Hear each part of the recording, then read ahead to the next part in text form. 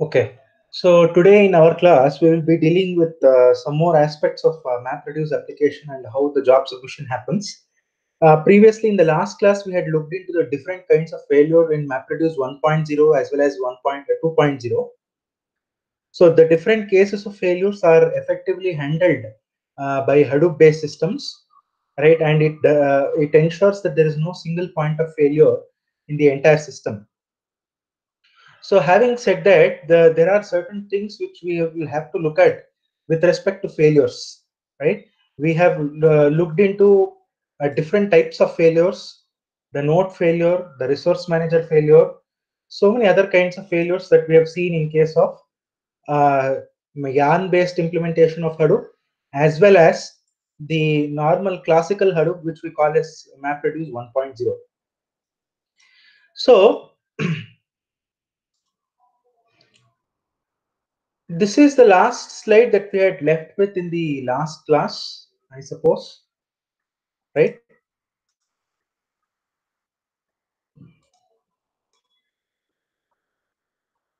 So, yeah. So we will go a little further and understand how the applications and job submissions will deal with such kind of failures, right? We are already aware that the job submissions, whatever that we are trying to talk about, happens at the client level. Client basically submits the job to the Hadoop master, right? Now, if we are given a word count implementation via Hadoop framework, now let us assume that we have got two files having these two sentences. The file one has got hello world, hello world. The file two also has got hello world, hello world. Now this is the input that I am trying to give to my Hadoop framework.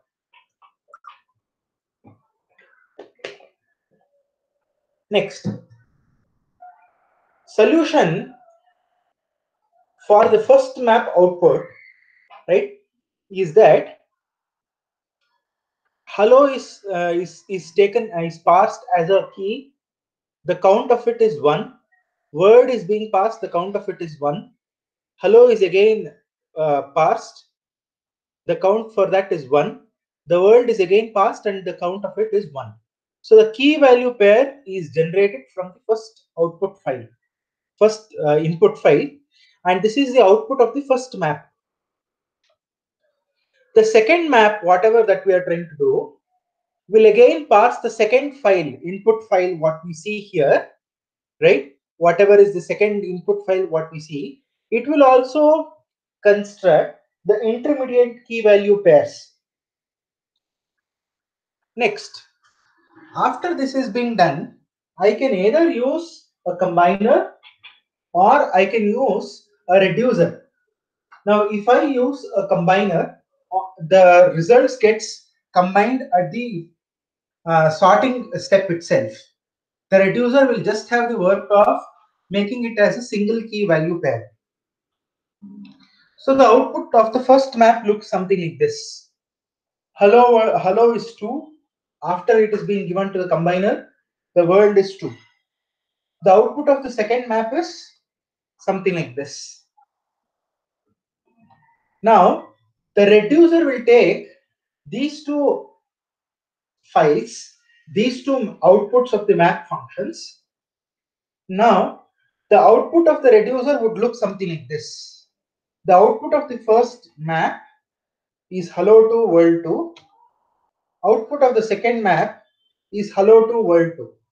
Now these are the two input files which were separately fed to the map reduce process. Hence you can see the numbering as the first map and the second map numbering, right?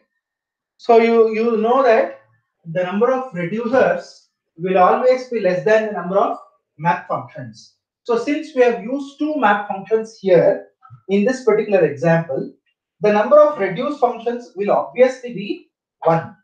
So you will not have any other reduce functions apart from this, right? So next is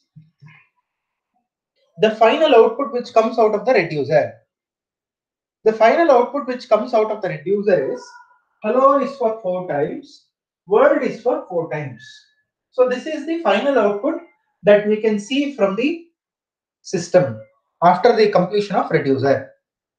Now, which interface is needed to implement to create the mapper and the reducer for Hadoop? The interface that is required is something like this: org.apache.hadoop.mapreduce.mapper. This is the mapper class. Similarly, org.apache.hadoop.mapreduce.reducer is the reducer class for it. So these are the two interfaces that is required. Right? In Java, you must be aware that abstract class is different, a full concrete class is different, and an interface is different. Interface is basically like a class, but not exactly a class, but would house only the non-concrete methods which do not have definition, but only declarations, right? So both the mapper and the reducer are defined in this particular interface. They exist only as a abstract functions. That is, there is no definition for that particular function.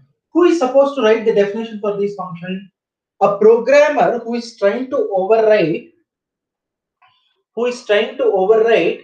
the contents what is required accordingly for this particular program will have to override this, right?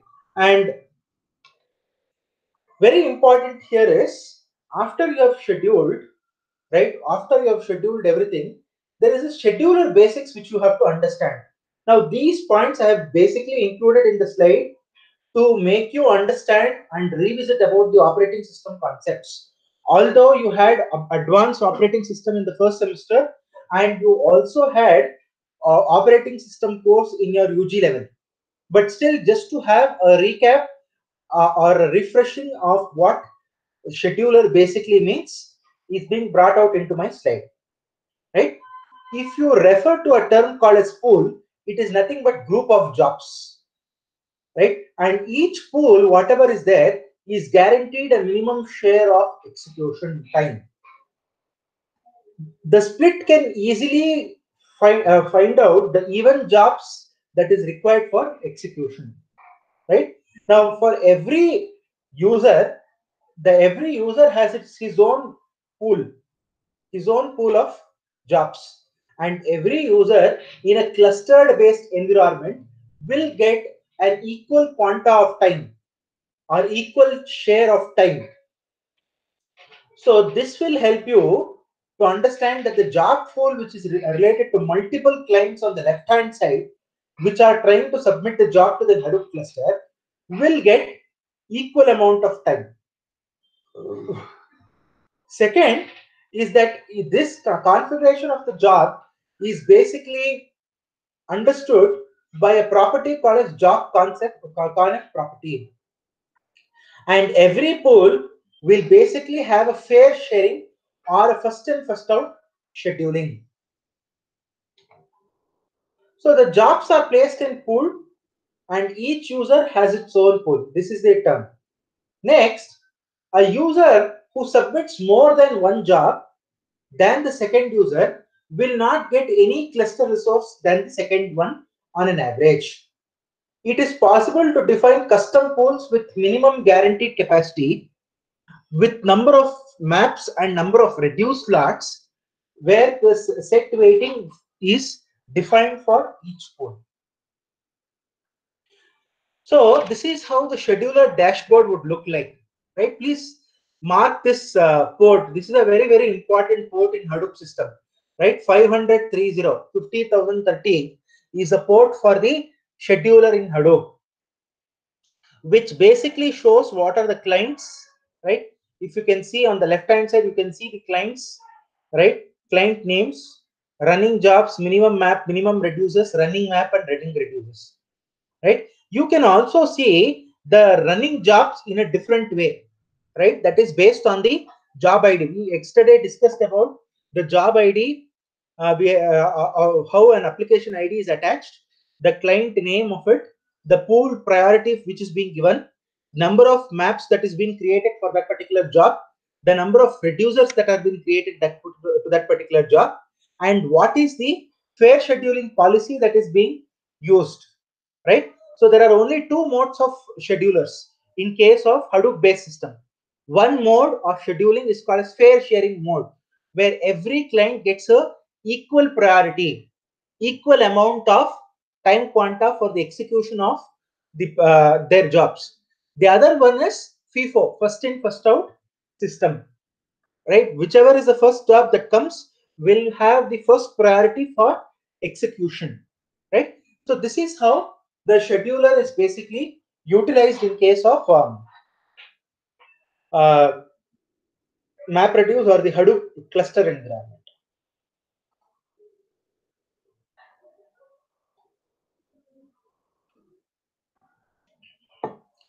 So this is very important that you mark this particular URL. You also have a probability to change the priority. You also have a probability to change the mode of scheduling. These are the choices that you can basically do. Okay, so the job scheduling is, as I have already indicated, can be done in two modes. One is in a FIFO mode, the other one is a fair sharing mode. When you are using a FIFO mode of scheduling, it is quite obvious that the jobs which are there at the end of the queue will have to wait for their turn for execution.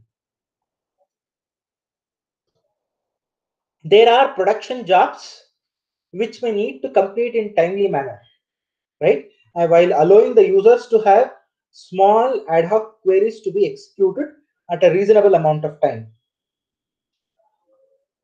So in a FIFO scheduling, the scheduling would look something like this. You have a job queue of that particular user. The jobs come in, first out manner. Now, after a job appears in the job queue, it is directly given to the data nodes of the cluster for processing. So till the time the job 1 completes, it still remains in the job queue. Now the second job has come. So if the first job is completed, that will be taken out of the job queue. If not, the second job will have to wait until the time that the first job finishes. So you can see that the system is, the job queue, the second job is still waiting for the first job to get completed. Now, once when the job has completed, you can see that the second job moves up to the first in, first out order. This job gets into the servers for execution, data nodes for execution. So the priority of the job can be meddled with. Why do you need priority? Let's say the scenario of a FIFO. In a scenario of a FIFO, the only criteria that is being considered for scheduling is the first in, first out criteria. Now let's say the priority criteria is also added onto it, it becomes a priority queue.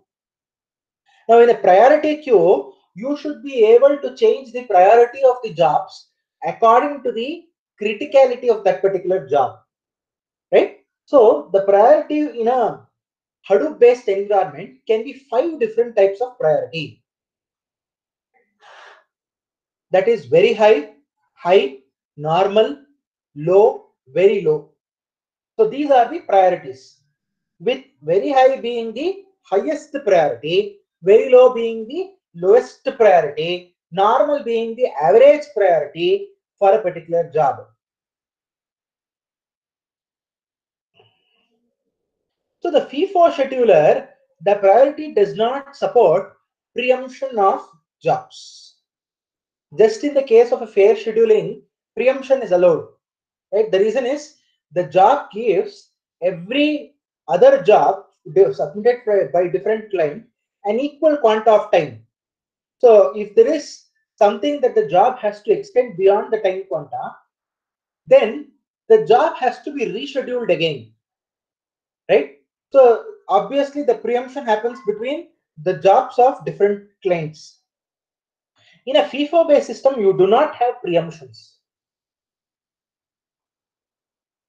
The high priority jobs are blocked by long running low priority jobs. So you see starvation or aging, which happens in case of priority based scheduling. So Hadoop came up with different choice of schedulers. In a MapReduce 1, the schedulers were original FIFO based scheduler along with fair scheduler and capacity scheduler. In a MapReduce 2, the schedulers that were given were capacity scheduler by default and the FIFO scheduling. These were the two scheduling schedulers that were used. So the working of a fair scheduler is something like this. Fair scheduler is a method where the resources of the jobs are assigned to all the jobs and there is an equal share of resources including time. So if a single job is running, it gets all the resources of that particular cluster. The other jobs which are submitted have to wait until the time limit that is being given for the job is completed. So this time quanta is basically decided by the CPU timing. More jobs are submitted. Free tasks are to be given for jobs in such a way that each user uses a fair share of cluster. Everybody uses the fair share of cluster. Short jobs belonging to users will complete in a reasonable time, while the other users, which are long jobs, will take a longer amount of time to make a process, which will have more time that is required for execution. So the working of a fair scheduling algorithm looks something like this. The first job enters the job queue. It gets executed by all the data nodes. The same happens until the execution keeps continuing. Now in the job queue, out of the 4 slots, we have got only 1 slot that is being filled. So the job 1 enjoys all the resources which is there in the cluster. Now when the job 2 comes into picture, in the queue, the changes happens like this.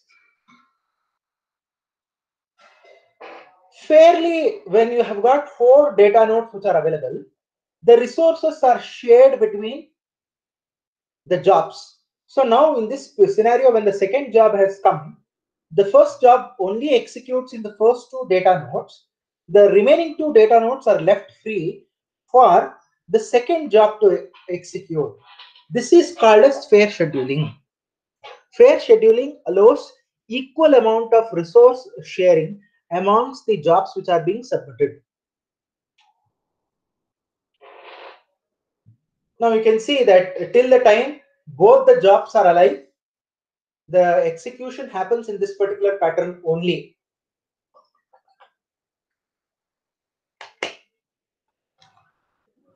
Later on, you may see that the second job has completed because this was a short job, right? It completed its job. Now what happens? That job gets deleted from the job queue, right? So the job 1 still remains from which is being submitted by some XYZ client. It is still a long running job. Now, since it is still running a long running job, the resources which are already available, it comes and sits into that. Okay. So this is the working of the fair scheduling. You also have one more scheduler which is called as capacity scheduler. Now the capacity scheduler is slightly different from the fair scheduling. This is based on the hierarchical approach and also the approach on the allocated capacities of that particular job. One thing which is quite obvious is that a long running job requires more capacity of or more work that is to be done when compared with the short time jobs. A capacity scheduler looks into the capacity of that job. If a long running job is there, it is marked as a higher capacity. If a short running job is there, it is marked as a lower capacity. Now, unlike the case of the fair scheduler and the FIFO, where either there is an equal resource utilization or there is a complete resource utilization with priorities, the capacity schedulers are designed in such a way that always every client is assured or guaranteed of a minimum capacity execution. That minimum capacity execution will allow multiple clusters, multiple users to basically submit their jobs. Let's say that the average minimum capacity of the jobs that is being submitted is 10. So the 10 units of execution unit will be available for all the users who are there in that particular system. Now this provides elasticity in a cost effective manner. So how it is done?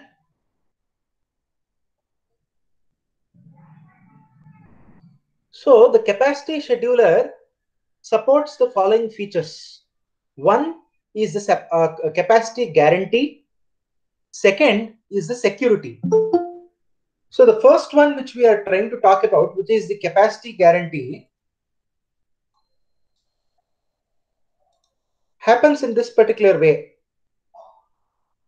How does it happen? So the capacity guarantee ensures that there are multiple queues which are submitted. There are multiple job queues which are available, and each job queue, what we are trying to talk about, is a fraction of the capacity of the grid. Okay. Then you can also see that the jobs are submitted to the queue and will have equal access to that particular queue. Administrator can basically have a soft limit or a hard limit for the capacity schedulers. So these are some of the features of a capacity scheduler.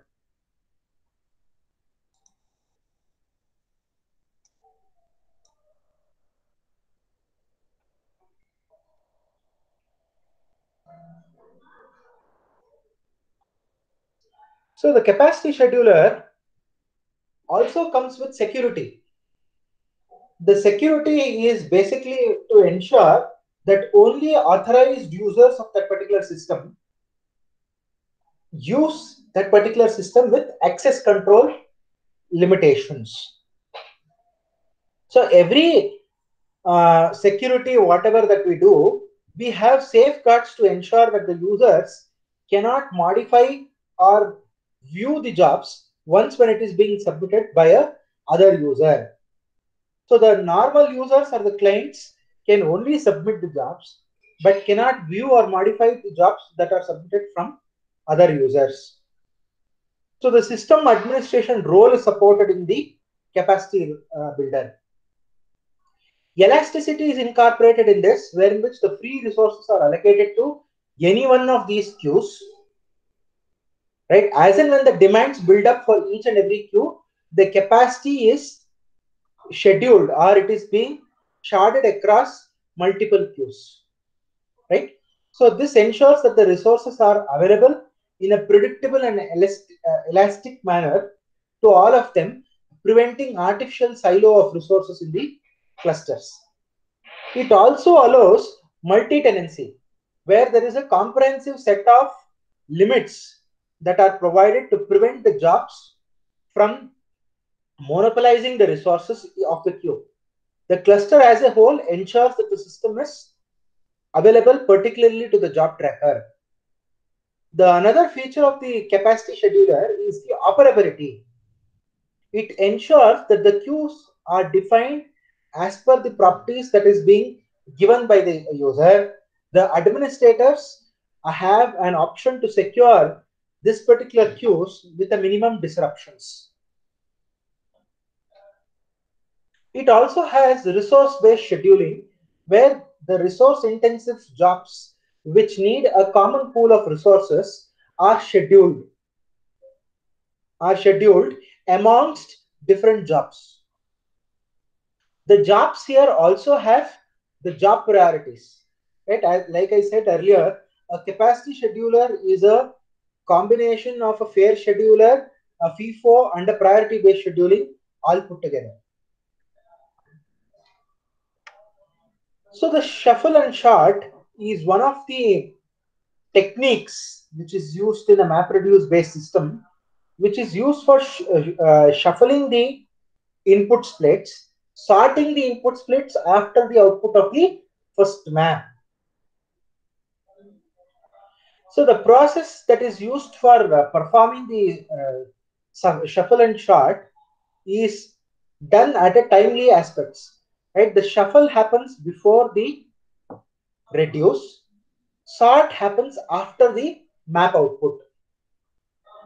Right. So these are the ways in which the shuffle and sort basically works. On a map side of it, the function basically produces an intermittent key value output, which is not simply written onto the disk, but also stays in the memory for a longer duration of time. So you can see in this particular diagram that after an input split is being created, that input split is given to a map function.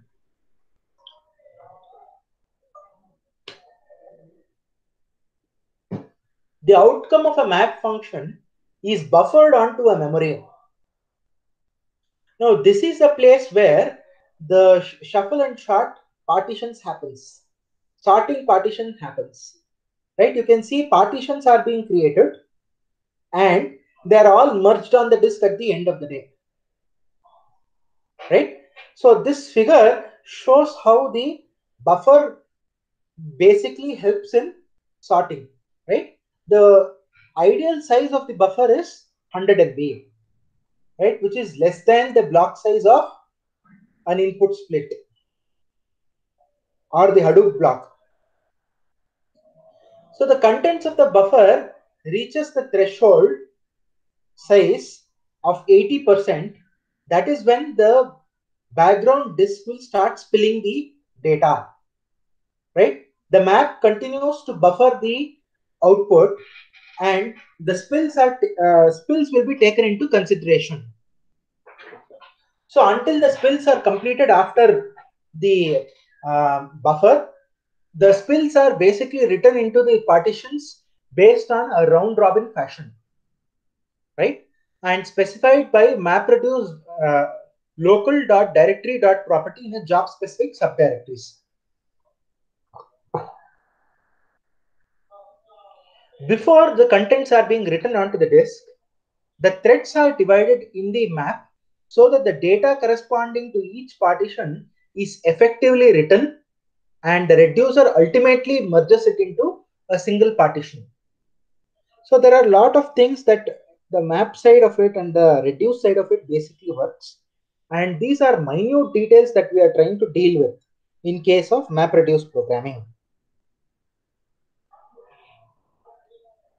You can see that after the partition is being created, and then there is an in-memory process operation that is being created, right? The partitions are created and the buffer spills the data into multiple partitions.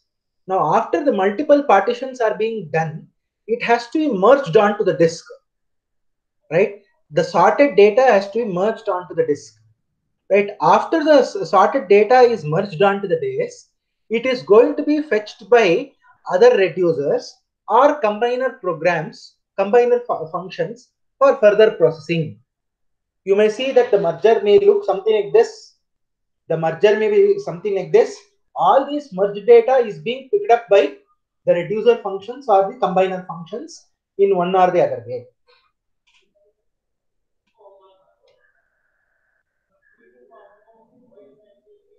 So each time the memory buffer spills, right, there is a new spill file that is being created for it. And this spill file basically has the partition detail of what partition has to go into which and how they have to be merged, right? And this sorting factor is configured in a property called as io.sort.factor, where the default number of streams for merger is 10. So At the maximum, any kind of a merge function, map function, can create 3 spill files, and the combiner can run again on these output files for doing its own work. Now, let's say that the data what we are trying to deal with is a very less amount of data, less than the size of a Hadoop block. Now, in that particular case, what happens is the number of spills that is going to be created is a less number of spills. Maybe 1 or 2 spills are created. Now, when 1 or 2 spills are created, the potential impact on this spill output is that the map size output, whatever is being created after the outcome of the map function, reduces it in its size. So there will be no overhead for the combiner function, and it can be directly submitted to a reducer function for further processing.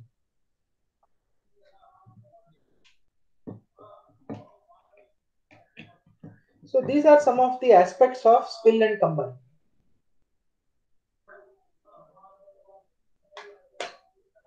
Now this is very important. After a mixture of in-memory and on-disk data has been created with different merger output and things like that, there are final 2 merges which comes out of the entire merge process. Now this is to be picked up by the reducer to provide a single output on the other right hand side. Now for this to happen, the reducer task should basically look out for particular partition of the map output, which may be spread across multiple places in the cluster, and in different times the reducer task may also start copying their output as soon as each one completes. Now this part of it is called as copy phase of the reduce task.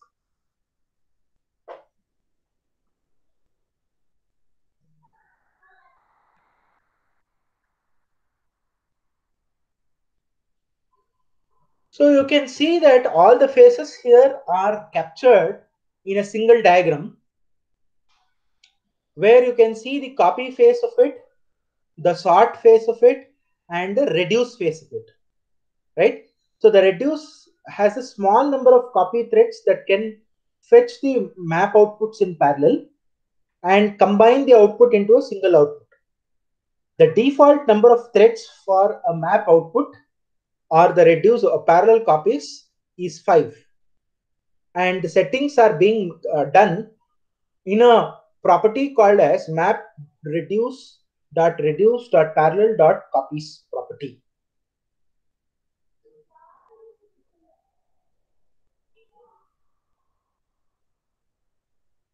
So this is the overall picturization of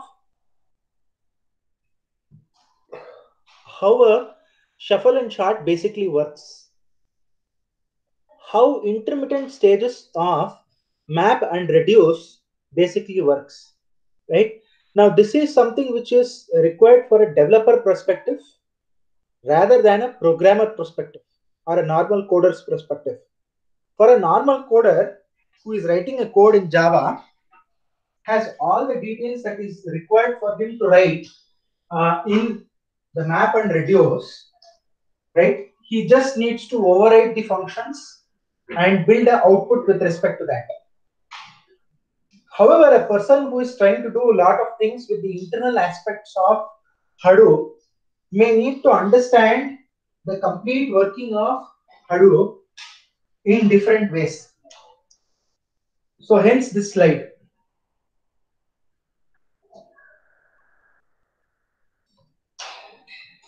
So how reducers know which machines to fetch the data from? What is the address that they are supposed to find out from? Now, for this particular case, you have the parent task tracker, which is responsible for the status update to the job tracker. Now, since the task tracker keeps constantly sending the notifications and the status to the job tracker, the address of the place where the data has to be picked up by the reducer will be mentioned by the job tracker or the application master. Right? The application master keeps interacting with lot of different task trackers. They will also beam their addresses where the current output, current processing is happening. Right? They can also tell what is the map output, what is the host that where is it working on, what kind of data is it working on. So all these amount of data will be available to a job tracker. Job tracker has all these information with it.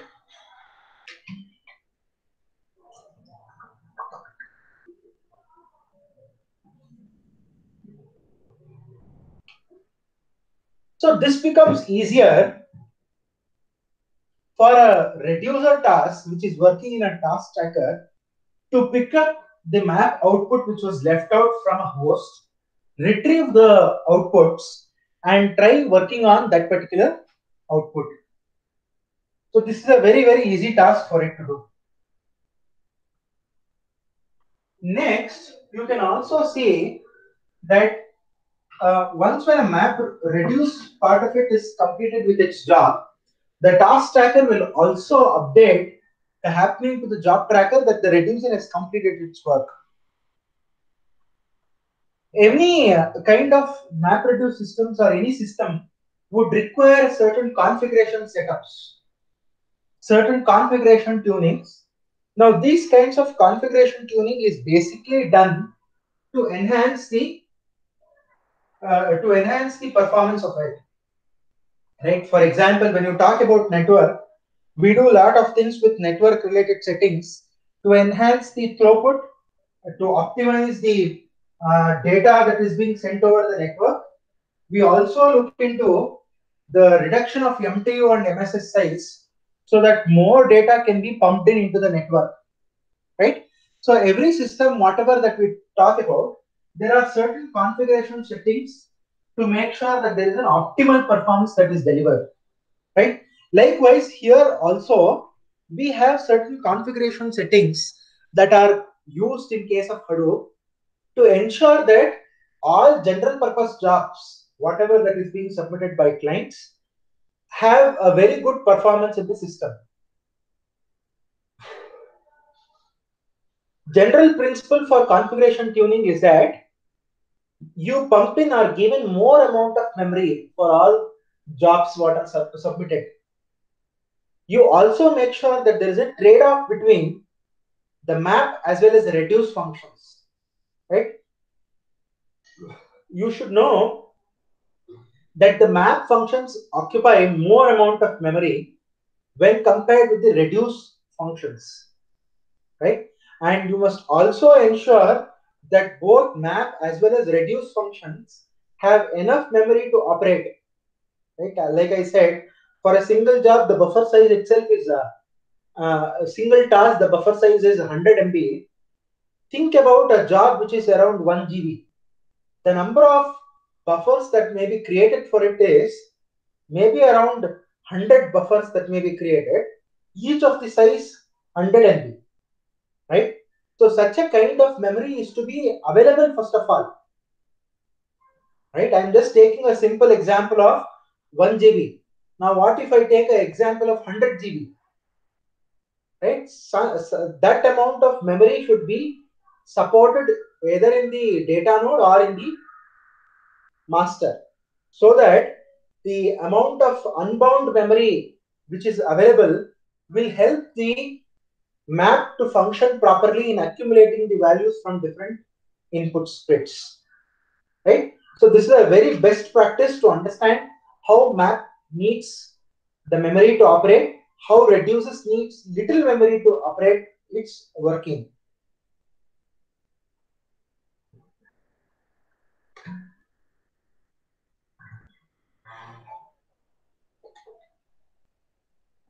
At all places, JVM also plays a very important role. The role of a JVM is that it ensures the map and reduce tasks are running properly in the runtime environment, and whatever is the requirement for the memory or any other resources is made available for that particular task nodes. Now look at these properties. I would like to pause here for a moment and make you understand about each of these properties. So I will go a bit slow in this particular property definitions and what are its basic usage and things like that, right? And I also want you to make a screenshot of this. Although my slide is shared in the Google Classroom, I want you to make a note of this, right?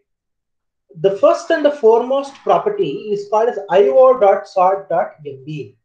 Now, this particular property is used as a memory property, and this is the size of the buffer which is used for sorting purposes. And the default size of it is 100 MB is the default size of it. The type of this property is an integer property, right? The reason is the value, the whatever that you are mentioning for this particular property is an integer value. 100 is an integer value, right? And this particular property is the setting for their buffer size, right? If you make shorter buffer size, your map is gone for a toss. If you make longer buffer size, you have certain performance enhancements for it. Right? For example, the default value is 100 MB. If the system allows, you can also make it as 150 MB, right? Where more amount of data can come in, sit in the buffer, and can have more sorting at a faster rate. You also have another property which is by name io.sort.record.percent. Now this property is set to floating point type. The default value of this property is 0.05. Now this property is basically used for the boundary conditions for map output, which is reserved for storing the records. Right? That is 5% of the total records of the maps are stored. Right? The remaining space is used for the map output itself, right? However, this property is non-existent today, right? This was existent only in MapReduce 1.0. It is not at all existing in the current scenario of current MapReduce scenario, which is MapReduce 3.0. It is not available, right? Similarly, io.sort.spill.percentage, right? This is the spill percentage, right? This the type is float again. It is the default value is 80%, that is 0.8. So this is the threshold proportion when the buffer gets filled up. Only when the buffer gets filled up by 80% will the work of spill starts. You start spilling the data into different partitions or the disk, right? The last property which is there in this particular slide is the io.sort.factor. The default value for it is 10. The type is integer. This particular property basically ensures the number of mergers when the sorting basically happens, right? So the property is used for reduce, and fairly it can be increased up to a maximum value of 100. Right? Now these are properties which are directly related to shuffle and sort, and also the spilling process which happens between the map and reduce task. So this is about property. If you go into Apache Hadoop, the Apache Hadoop today has got 3,000 different properties. These properties are meant for configuration settings. There are configuration settings for the cluster. There are configuration settings for the input. There are configuration settings for the output. There are configuration settings for different purposes within the cluster, right? You have, for example, you have configuration settings for output format. What should be the output format, right? That will be basically read by the class called as output committer, right? So likewise, you have got different types of properties.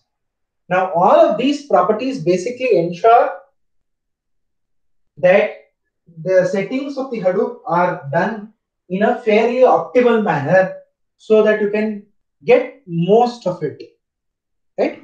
So these are some of the properties what we are basically dealing with respect to Hadoop system.